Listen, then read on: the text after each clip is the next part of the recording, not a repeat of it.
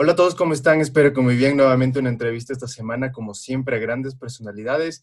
Y en esta ocasión tengo el honor de tener con nosotros a la politóloga y subdirectora del Instituto Juan de Mariana. Se trata de Irune Ariño. ¿Cómo estás, Irune? Bueno, pues encantada de estar aquí. Muchísimas gracias por la invitación y un gusto conocerte. No, muchísimas gracias a ti por haber aceptado la entrevista y sobre todo en estos momentos tan duros que nos encuentra en cuarentena.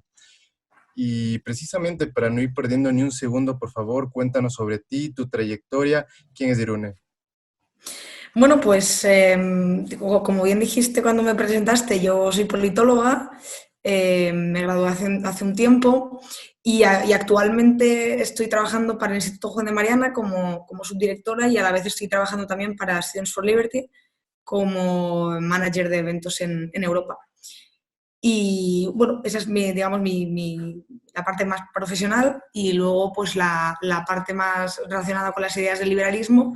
Pues básicamente yo entré en todo este mundo hace 6 años a través de Students for Liberty y a través de ahí fui conociendo pues, no solo a diferentes autores y personalidades de la esfera liberal, sino también a diferentes organizaciones y de ahí fue pues como entré en el Juan de Mariana también. Y ante todo esto, me imagino que tú debes de haber tenido una transición de las ideas mientras se fueron asentando y las tenías más claras. Cuéntanos, por favor, tu primer encuentro con las ideas y a qué filosofía política crees que tú te adscribes.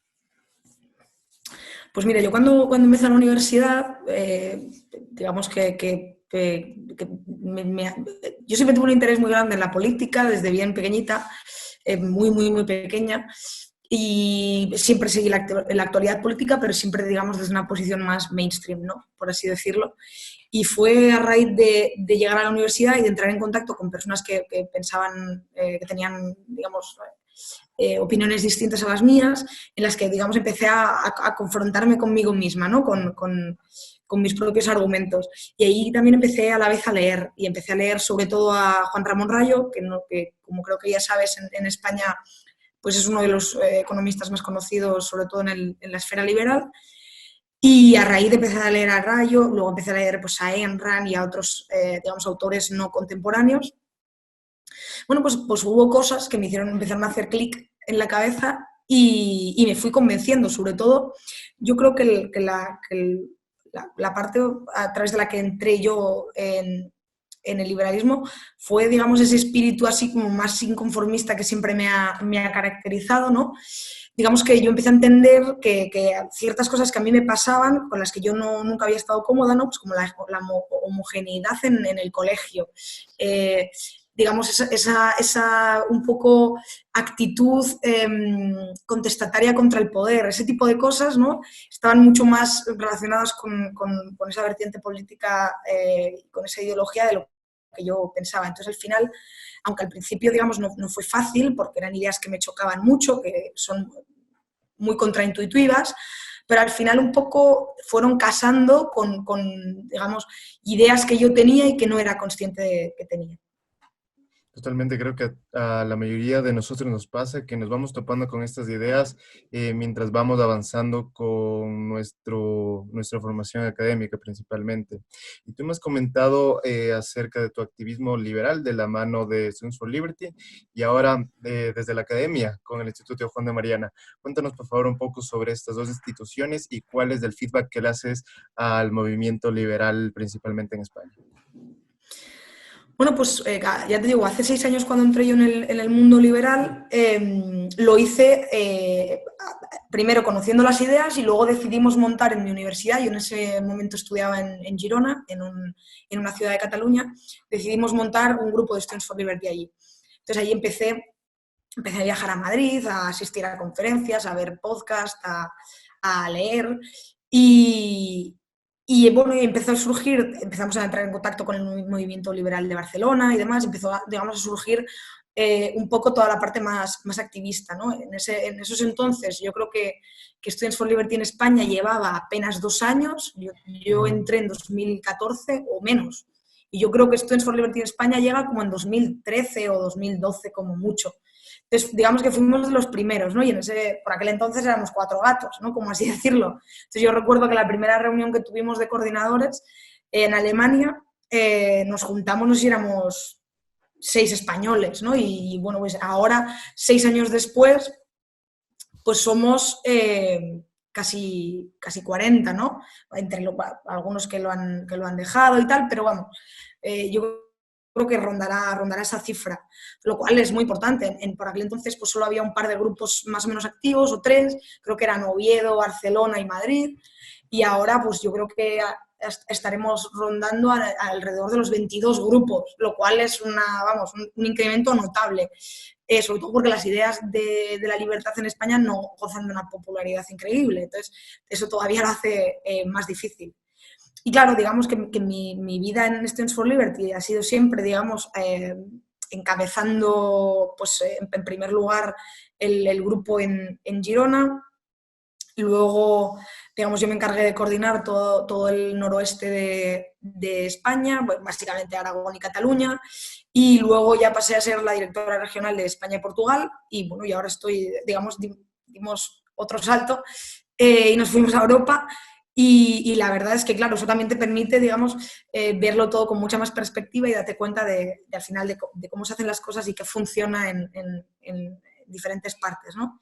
Y claro, eso no tiene nada que ver, y en parte sí, con lo que hago en el Instituto Juan de Mariana. Al final, el Instituto Juan de Mariana es, yo creo que a día de hoy, la organización, digamos, más conocida liberal en España, por lo menos la que goza, por ejemplo, de más seguidores en redes sociales, en YouTube y demás.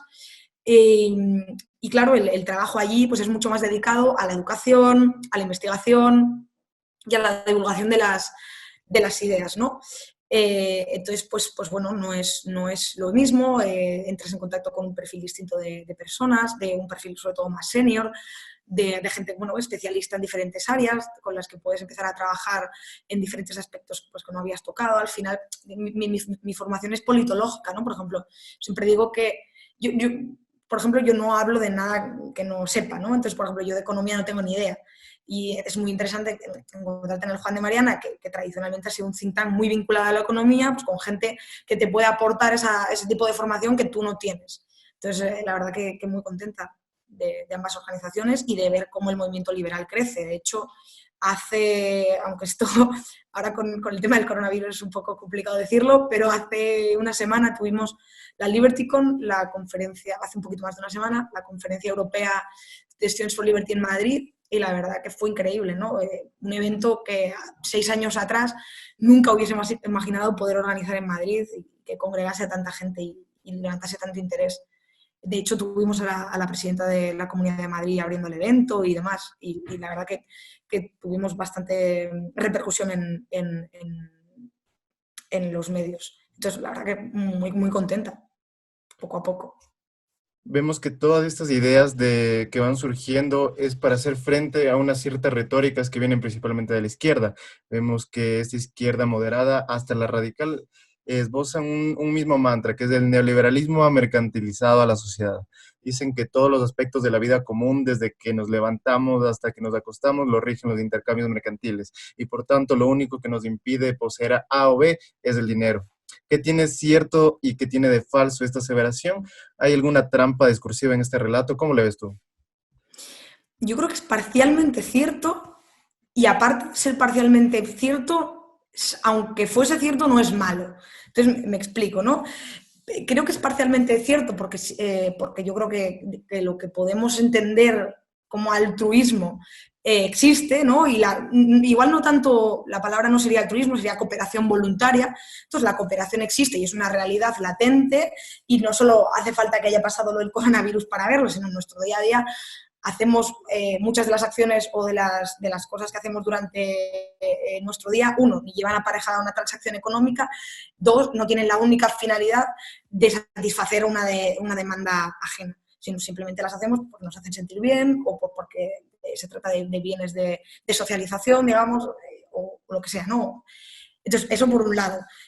Por el otro lado, evidentemente estas críticas están pues, asociadas, sobre todo, creo yo, ya no solo pues, a todo tema de trabajo y de ocio, que esa, evidentemente sí ha sido también una crítica de la izquierda, pero entiendo que cada vez más, digamos que la crítica de la mercantilización tiene más que ver con la esfera personal, ¿no? Y privada, pues sobre todo con la sexualidad.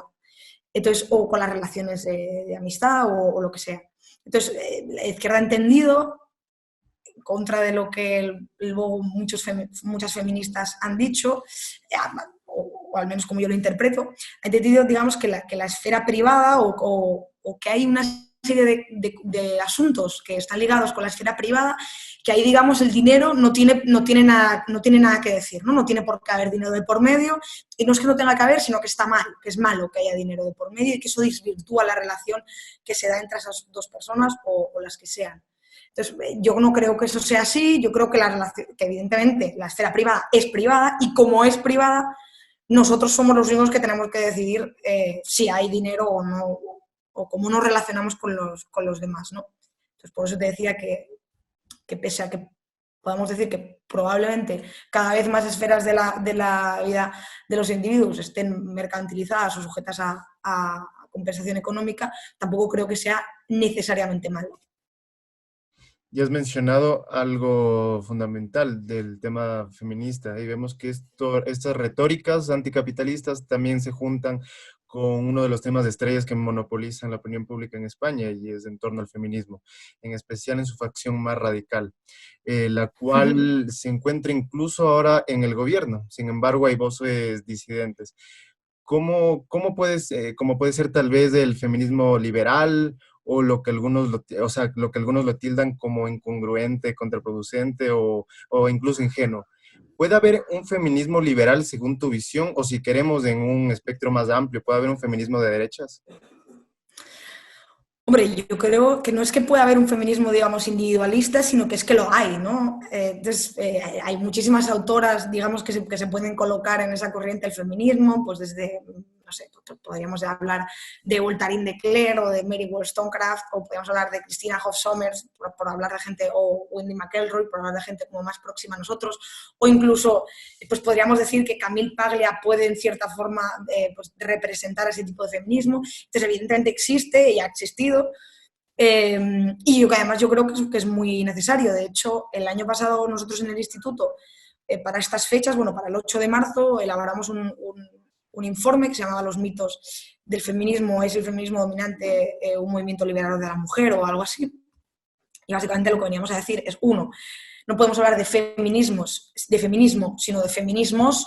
Hay muchos tipos, muchas formas de entender el feminismo y por lo tanto, pues evidentemente, cada uno con sus peculiaridades y con sus, más o menos, ¿no? Como dice la izquierda, con sus contradicciones y ligadas a diferentes corrientes ideológicas. Yo ahí no creo que haya ningún problema. Creo que básicamente los feminismos comparten la idea de que los hombres y las mujeres son iguales, lo que pasa que evidentemente difieren en el diagnóstico y en el remedio, ¿no? En qué nos ha llevado a esto y cómo se soluciona. Entonces yo creo que ahí viene el problema, ¿no? Y el problema pues, es que el feminismo hegemónico en Occidente, pero no solo en Occidente, sino el que se está apoderando, digamos, de la opinión pública en casi todo el mundo, pues es un feminismo muy peligroso porque al final lo que yo últimamente digo es que quieren sustituir al padre o al hermano que hasta hace 40 años en España, digamos, eran los que tenían que decir a la mujer qué podía y qué no podía hacer y se necesitaba su, digamos, su firma para muchos aspectos de la vida cotidiana y eso quieren sacar a esa figura de ahí y poner al Estado, ¿no? Y ahora es el Estado el que nos dice lo que es bueno o lo que es malo para las mujeres y cómo debe y cómo no debe ser una mujer pues para estar liberada y para no ser una alienada. Entonces, eso yo creo que lleva pues, a otra cosa que me parece como muy incongruente, que es que, pues no sé, hace 30 años nuestras abuelas estaban luchando para ponerse en toples en la playa y ahora las feministas están luchando para taparnos las tetas cuando hacemos toples en la playa, porque eso está mal visto. Entonces, a modo de caricatura, evidentemente, pero un poco es el análisis que yo hago. Sobre todo porque yo creo que se ha alejado el foco, sobre todo porque en Europa, digamos, que tenemos una situación muy cómoda y eso hace que alejemos el foco de los problemas importantes, ¿no? Y empecemos a hablar, pues sí, si está bien abrirse de piernas en el metro, si hay que hablar en femenino, o si, pues no sé, si los piropos están bien o están mal. Entonces, eso hace que nos alejemos del foco de lo importante, ¿no? Que es el hecho de que las mujeres, igual que los hombres, pues deben poder, digamos, tener plena capacidad de decisión sobre su vida. Y yo creo que ahí es donde el feminismo liberal lo tiene muy claro y es la máxima, creo yo, de lo que defendemos. Algo que a mí personalmente no me queda muy claro y a muchas personas es si se habla de un feminismo liberal o de feministas liberales. No sé más o menos cuál sería la diferencia porque como mismo estábamos hablando antes, hay ciertas contradicciones que decimos, bueno, si es que una ideología viene a una ideología colectivista, no sería más o menos compatible con los principios del liberalismo. No sé si podemos aclarar un poco eso. Pues mira, yo lo que te diría, y esta discusión la he tenido varias veces ya, es, en primer lugar, que evidentemente que digamos que el liberalismo engloba todo aquello que el feminismo defiende, porque evidentemente es una ideología que lo que pretende es que uno sea el dueño de su propia vida, sin más, y dotar de herramientas de herramientas legales, digamos, al ejercicio digamos, de la propiedad de la vida de uno mismo. Eso por un lado.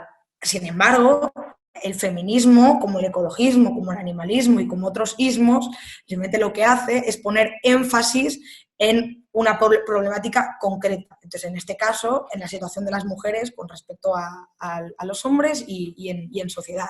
Simplemente, yo creo que esa es la diferencia. A mí me da igual si hablamos de feminismo liberal, hablamos de feministas liberales o hablamos de liberalismo como, no sé, que se interesa por la cuestión de la situación de las mujeres. A mí eso no me importa. A mí lo que me importa es entender pues, que evidentemente hay un sector del liberalismo que tenemos una serie de sensibilidades que nos hacen pues, bueno, pues estar más pendientes de ese tipo de cuestiones porque, por lo que sea, coyunturalmente nos interesa más. Y simplemente es eso. Totalmente. Y según tu visión, ¿cuál sería la vía que podríamos tomar los liberales para tratar estas problemáticas sociales que en efecto existen, que no se pueden obviar, pero sin necesidad de tener que formar parte necesariamente de estas tribus identitarias que llegan en ocasiones a ser un tipo de sectas? Incluso también del otro lado hay grupos reaccionarios que giran la retórica y que llegan a ser igualmente de absurdos. ¿Sabes cuál es el problema que veo yo? El problema es que el liberalismo y también la derecha, aunque a mí no me gusta, digamos, englobar al liberalismo en la derecha, pero bueno, digamos, el liberalismo ha abandonado desde hace muchos años, o sea, la izquierda cuando se cae el muro de Berlín entiende que, digamos, la lucha de clases ya no sirve mucho para recabar apoyos y que hay que buscar, pues, bueno, pues otro tipo de dominación a los que salvar, ¿no? O de dominados a los que salvar. Entonces, encuentran lo que Íñigo Rejón llama los grupos subalternos. Y entonces las mujeres somos un grupo subalterno, los animales son un grupo subalterno, los ecologistas son un grupo subalterno. Entonces, ¿qué pasa? Que ahí los liberales decimos, y también la derecha, decide abandonar esas luchas. Dice, como esto se lo ha apoderado la izquierda, pues es mejor no hacer nada y simplemente dedicarse a contrarreplicar y hacer, digamos, una política defensiva, no propositiva. Y yo creo que eso es un error enorme.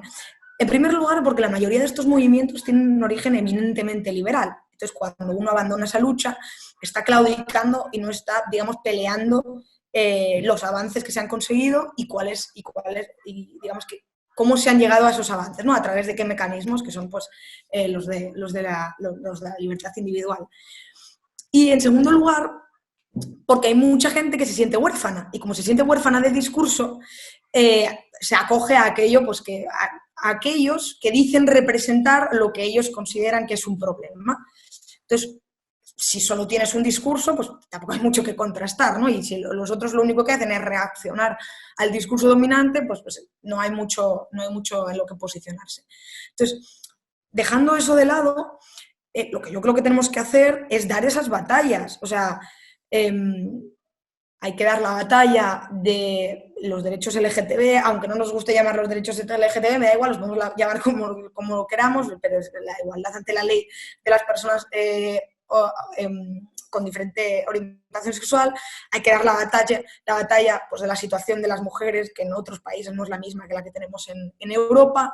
Hay que dar la batalla del medio ambiente, por ejemplo. Yo hace nada estuve en Guatemala en una reunión pues, sobre alternativas de libre mercado a problemas ambientales. O sea, ¿por qué no? O sea, es que al final se apodera como te decía, ¿no? Una visión un poco reactiva e incluso a veces negacionista de decir, no, parece que estos problemas no existen porque como las respuestas que se dan no nos gustan, pues vamos a decir que no existen los problemas. No, hay problemas que sí existen, lo que pasa que es que nosotros tenemos respuestas que además funcionan y las podemos ofrecer y lo que hay que hacer es ofrecer esas respuestas y el feminismo es un ejemplo. O sea, hay que luchar evidentemente contra los discursos hegemónicos que tergiversan la realidad y a la vez hay que ofrecer respuestas. Y yo creo que en eso, digamos, la batalla de las ideas está más que ganada en las respuestas, ¿no? Y la eficacia de esas respuestas. Y es precisamente en el punto de dar respuesta de esas graves problemáticas desde donde los liberales creo que más fallamos y principalmente en discernir mitos y realidades, que por ejemplo me cuentas que has elaborado uno sobre mitos y realidades del feminismo. ¿Cómo aprender a discernir ese tipo de cosas? Como por ejemplo, digamos, me pongo a pensar la brecha salarial o Claro, pues mira. o ese tipo de cosas. Mira, yo hace nada daba una charla sobre feminismo en la Universidad Francisco Marroquín en Guatemala y lo que les decía es que un reto que yo creo que las feministas liberales tenemos, pero en general que tiene que apropiarse el liberalismo o que tiene que dar respuesta al liberalismo, es a las políticas basadas en la evidencia. O sea, normalmente las políticas que fallan es porque se basan en premisas erróneas o en un mal análisis de la realidad y la brecha salarial es un ejemplo. Entonces, lo que nos encontramos es que cuando la gente habla de la brecha salarial, lo que hace es juntar digamos, lo que cobran las mujeres como colectivo, los hombres como colectivo, ¿no? y lo compara. Y hace una media y la compara. Y evidentemente pues, las mujeres cobran menos que los hombres. ¿Cuál es el problema y dónde hay que atacar?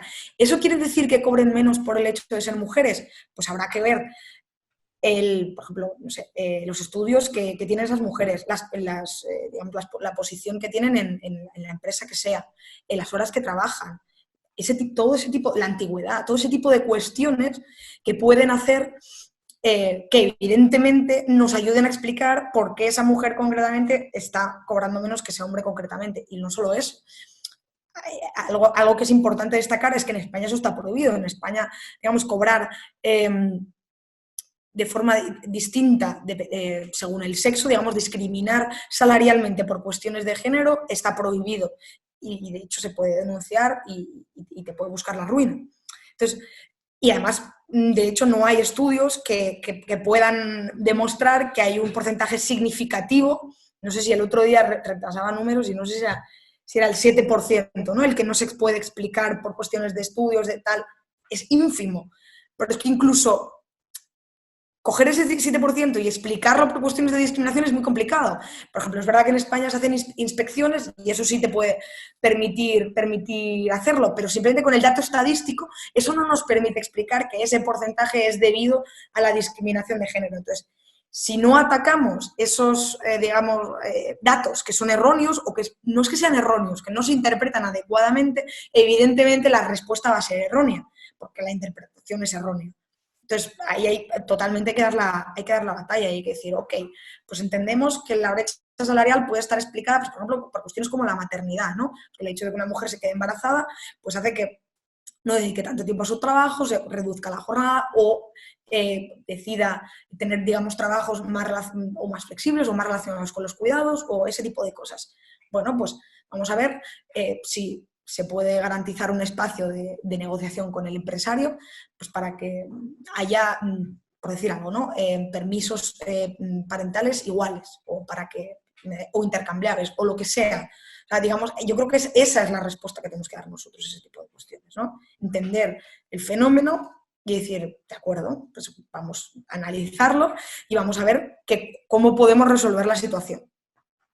Y vemos que la única forma de que eso pueda suceder es que nos empecemos a interesar por estos temas, porque si lo dejamos libres para que lo sigan monopolizando, no nos podemos quejar de que después no tenemos respuestas para dar este tipo de alternativas. Así es, Para así es. seguir avanzando y no estancarnos solo en este tema que me parece muy interesante, tú has mencionado antes algo que lo escucho muy a menudo, que es no quisiera incluir al liberalismo dentro del grupo de la derecha. No sé si desde la ciencia política podemos ver dónde está la diferencia entre eso. Hombre, es verdad que la diferenciación derecha-izquierda, digamos, tradicionalmente, o sea, tiene el origen que tiene, ¿no? Un origen muy tonto en ese sentido, pues de la Revolución Francesa y demás. Digamos, se ha mantenido porque, evidentemente, como seres sociales, las etiquetas nos simplifican nuestra vida, ¿no? Y nos ayudan a compartimentar la información y a entender qué es cada cosa, ¿no? Y es mucho más difícil explicar mis posiciones y es mucho más fácil decir, pues no, soy de izquierdas o soy de derechas porque se presupone que defiendo una serie de cosas concretas, ¿no? Entonces, claro, ¿cuál es el problema? Que tradicionalmente la derecha sí ha tenido quizás económicamente una proximidad mayor al liberalismo, pero no siempre y en todos los casos, y depende de las derechas, pues no es lo mismo los Tories ingleses, no sé, que la derecha polaca o con la derecha española, no es que no tienen nada que ver, incluso en sus planteamientos, incluso aunque a veces puedan llegar por ejemplo, a compartir grupo parlamentario en el Parlamento Europeo, que no es el caso. De hecho, ahí se ven las diferencias, ¿no? Muchas de estas derechas comparten diferente grupo en el Parlamento Europeo. Y pues el problema para mí de la derecha, o que ha tenido tradicionalmente la derecha, es que pues en muchos momentos ha sido muy proteccionista, ha tenido una política exterior que a mí, que yo no considero que tenga nada que ver con el liberalismo. Tampoco entraremos así a hablar concretamente a criticar ninguna política exterior concreta, pero bueno, digamos una política exterior, digamos, de intervención en el extranjero, que yo considero que no es una política exterior liberal, y luego, evidentemente, pues en el plano más social, pues siempre ha sido digamos, de talante más conservador, ¿no? Y eso pues tampoco creo que tenga nada que ver con el liberalismo. Y simplemente por eso me gusta hacer la distinción, porque pues en muchas cosas nos encontraremos con ellos, pero en muchas cosas nos encontramos con otra gente y no por ello nos identificamos plenamente con esa etiqueta, ¿no? Totalmente parecidos, pero no iguales, vendría a ser. Eso es. Y precisamente en el tema de política, vemos que Europa tiene una política muy activa, pero sin duda uno de los países más politizados del continente en los últimos años ha sido España, y es que las riñas ideológicas entre diferentes partidos y los grupos identitarios son pan de cada día, lo cual ha marcado, a mi parecer, un fuerte fraccionamiento dentro de la política interna. ¿Cuál es tu lectura acerca de este escenario y a qué se debe todo esto? ¿Podrías volver a reformular la última parte de la pregunta? Claro, por supuesto. Tu lectura, Hablabas de pugna. claro, o sea, que esta pugna ha hecho que se fraccione demasiado los partidos. Por ejemplo, dentro del Congreso, vemos que antes era un bipartidismo, ahora se va fraccionando cada vez más, se van haciendo extremos. ¿A qué se Claro, debe? también es que en España es complicado, porque yo creo que o sea, yo creo que pese a que hay más o menos una explicación general para la fragmentación política, yo creo que el caso de España en los últimos años es bastante paradigmático. Es decir, nosotros hemos vivido situaciones políticas que no han vivido nuestros vecinos, ¿no? Pues sobre todo relacionadas con todo el tema de la independencia o de la reivindicación independentista en Cataluña, pues que evidentemente hay cierto tipo, y evidentemente con la crisis del bipartidismo, ¿no? Pues salir de una crisis en la que, pues digamos que el gobierno, entre comillas, que nos abocó o que negó la crisis hasta los últimos momentos, nos dejó una España muy fastidiada, y luego, pues digamos que el gobierno que recuperó o que ayudó a recuperar España, pues luego, digamos, en su segundo en el mandato, digamos, en el que tienen mayoría absoluta y dan un cierto discurso mucho más alineado con el liberalismo que evidentemente gobiernos anteriores. Luego llegan al gobierno, hacen todo lo contrario, ¿no? Estoy hablando de la subida masiva de impuestos del gobierno de Mariano Rajoy y demás. Claro, luego, pues con el tema de Cataluña no se afrontó hasta el último momento. O sea, digamos, se quiso encerrar en un cajón el problema, y hasta que el problema no fue enorme, no se empezó pues, a ponerlo encima de la mesa y a intentar buscar soluciones. Y además, digamos, yo creo que la gestión del problema no fue en ningún caso de buscar soluciones, sino, digamos, de una cerrazón de los dos bloques muy clara, sumado a toda la cuestión del tema catalán, y cuando, pues evidentemente, y lo hemos visto en las últimas elecciones, esas cosas se polarizan, pues hombre, hay partidos que surgen, evidentemente nuevos partidos, pues para dar respuesta a lo que para digamos, rellenar el hueco de la gente que se sentía sin representación, pues uno es Podemos, el otro fue Ciudadanos, y ahora evidentemente la cuestión nacional, para el tema de la crisis, y ahora la cuestión nacional, sobre todo, pues ha hecho evidentemente que como se ha polarizado el panorama, en estos casos, digamos, los que suelen ganar son los extremos. O sea, cuando se polariza una cuestión, además, una cuestión, digamos, identitaria, como es la cuestión nacionalista, el equidistante es el que suele perder. Y de hecho lo hemos visto con Podemos, entre otras cosas, ¿no? Y pues la cosa se ha polarizado pues, en los independentistas en Cataluña, que han arrasado últimamente, y Vox en el resto del Estado, que digamos, se ha llevado pues eso, unos votos que en otras circunstancias probablemente no se hubiese llevado. Entonces, yo creo que responde a toda esa serie de cuestiones que han ido pasando en España. Totalmente. Y para finalizar este bloque, por favor, quisiera que nos comentes sobre la situación actual que España está atravesando en esta crisis del coronavirus, haciendo hincapié en lo que hablábamos antes sobre la politización del país. Vimos que se salió de control este escenario en esta última semana, donde incluso Vox y Podemos celebraron eventos masivos para hacer su riña política mientras contaban con gente infectada dentro de sus filas. ¿Cuál es la crisis, el saldo de la crisis hasta el momento y qué escenario vive actualmente las calles? La verdad que yo fui una de las personas que pensó que esto no era para tanto, entonces no voy a decir que yo lo sabía y no. La verdad que yo fui una de las personas que relativizó esto hasta, pues bueno, hasta la semana pasada, de hecho. Ahora bien, también porque la información que nos llegaba era como para relativizarlo. Entonces parece, y hombre, yo no suelo comprar las teorías conspiranoicas, ¿eh?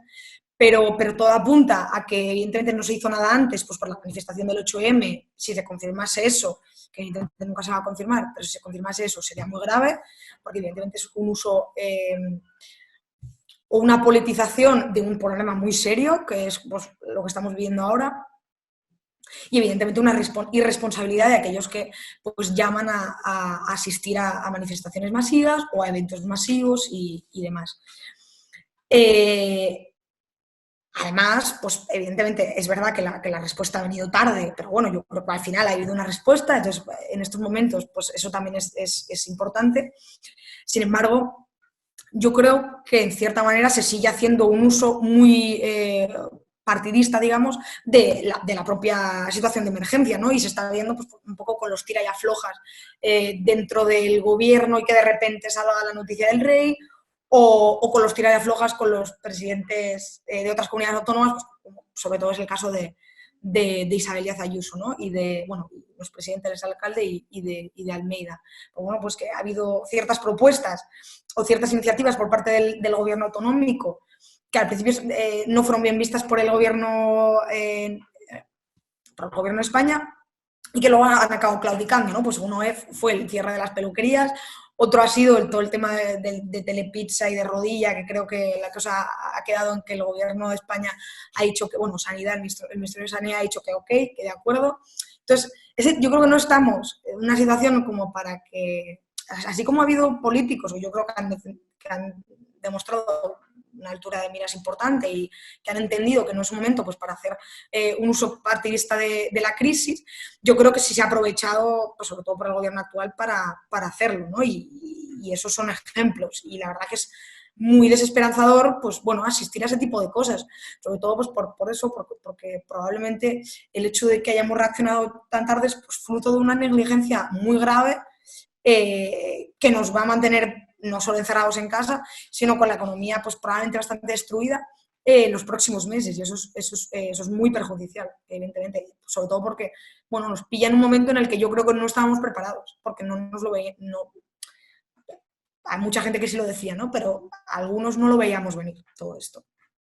Totalmente, y nos coge literal a todos los países con ciertas crisis y ya de antes del coronavirus ya se daba Claro, la perspectiva de que iba a haber una crisis. Bueno, para claro. pasar el último bloque y no robarte más tiempo, por favor quisiera que nos ayudes con recomendaciones. Siempre me gusta terminar con las recomendaciones, ya sea de libros, películas, obras, podcasts, lo que tú creas indispensable que han ayudado en tu descubrimiento académico e intelectual y crees que les puede ayudar a las personas que nos están escuchando en este momento. Pues mira, voy a recomendar dos libros. El primero además para los que me conocen les va a dar risa, pero el primero es On Liberty de John Stuart Mill. Yo sé que John Stuart Mill es el eterno odiado dentro del liberalismo, pero yo no me voy a cansar de defenderle, y yo su libro sobre la libertad creo que es una de las defensas más fáciles o más, sí, más didácticas y pedagógicas de la libertad que existen, o por lo menos que yo he leído. Evidentemente también me gusta mucho pues Isaías Berlín y los dos conceptos de la libertad. Pero bueno, yo voy a recomendar On Liberty. Evidentemente yo sé que no es la defensa austríaca de la libertad, pero bueno, yo creo que es un libro muy fácil para personas no liberales para empezar a entender los beneficios de la libertad. Luego, sobre economía, para gente que no tiene mucha idea de economía, como es mi caso, a mí un libro que me pareció muy interesante y que me ha gustado mucho es Economics in One Lesson de Henry Hazlitt. Me parece que es un libro súper cortito, muy fácil de leer, con, digamos, una buena introducción a la economía, muy interesante, nada dogmática, muy analítica, y la verdad que estupendo. Y luego, en cuanto a películas, la verdad que liberales, no, yo nunca he sido, digamos, muy sofisticada en términos de cine. Yo veo películas para entretenerme. Pero, hombre, pues mira, una película que me parece muy interesante sería El show de Truman. Me parece una película que nos hace reflexionar mucho. Sobre todo, evidentemente, cada uno hace las lecturas que en cada momento a uno le parece, ¿no? Pero sobre todo pues, por todo el tema de la vigilancia extrema y demás. Hombre, la película esto es un poco más clásico, de La Ola, ¿no? Para intentar identificar comportamientos autoritarios y cómo de fácil es llegar a ese tipo de situaciones y cómo no repetir errores del pasado. Y una película así, digamos, ya como más para disfrute, pues, bueno, hombre, disfrute no, pero porque el tema no es para disfrutar, pero digamos que no tiene nada que ver con el liberalismo, sería la del pianista, que es sobre el holocausto y demás. Que a mí la verdad que ese tipo de películas me gustan mucho. Y en cuanto a, pues bueno, pues gente a quien leer, evidentemente a Juan Ramón Rayo hay que leerle porque siempre tiene razón. Él ya dijo lo del coronavirus y todos no le hicimos ni puñetero caso. O sea, a Rayo siempre hay que leerle. Un podcast que escuchar a los amigos de VisualPolitik, porque yo creo que la verdad que el trabajo que hacen es fascinante y llegan a muchísima más gente que nosotras, dando un mensaje muchísimo más fácil que el que pues, organizaciones como Juan de Mariana damos, porque evidentemente es un mensaje mucho menos ideologizado. Y bueno, también al también compañero de Spanish Libertarian, a Ignasi, que la verdad que hace unas entrevistas muy interesantes a gente del mundillo, así un poco como lo que acabamos de hacer tú y yo, pues eso lo lleva haciendo un tiempo Ignasi en su canal. Y venga, y por último, a la gente que está como más interesada en finanzas y demás, pues la verdad es que la gente de Value School pues está haciendo contenido muy interesante y muy accesible, además. O sea que yo creo que esa es toda mi... Bueno, y evidentemente que nos siga el Juan de Mariana y que nos lean, que vean nuestros vídeos, sobre todo ahora que estamos en cuarentena y que hay tiempo para ello, y nada más. Totalmente, eso tiene que ir de cajón al Instituto Juan de Mariana y a todos los mencionados. Y justamente Ignasi fue uno de los primeros entrevistados también en este Genial. canal. Ajá. Bueno, eso sería todo por mi parte. No sé si tú tienes algo que añadir. No, la verdad, reiterar el agradecimiento, lo he pasado muy bien. Muchísimas gracias por invitarme a tu canal. No, muchísimas gracias a ti por haber aceptado esta gran entrevista y muchas gracias a todos ustedes que ven periódicamente todas las entrevistas que se hacen cada semana. No olviden, si les ha gustado, darle like, comentarlo y sobre todo compartirlo, porque las ideas de la libertad no se van a compartir solas. Eso ha sido todo y nos vemos para la próxima.